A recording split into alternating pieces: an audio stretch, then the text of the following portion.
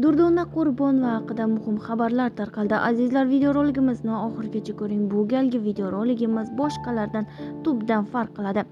Aktrisa Durdona Qurbonova va xonanda Imron Navo telekanalida namoyish etiladigan Xush kelibsiz dasturida birga mehmon bo'lishdi.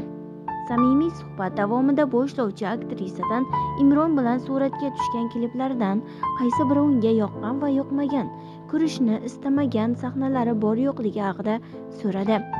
Durdona Qurbonovaning aytishicha, u biror klipni yoqtirmasligini aytolmaydi. Aksincha, barcha ishlarni yaxshi ko'rishini ta'kidladi.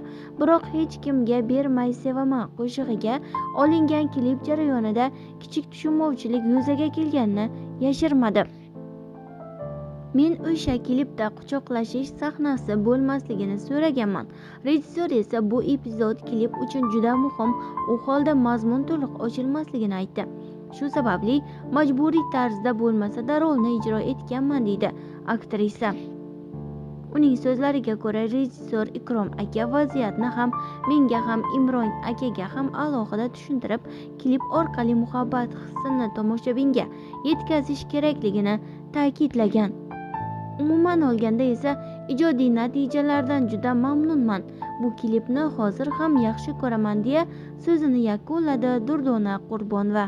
Biz bilan qoling va kanalimizni kuzatib boring.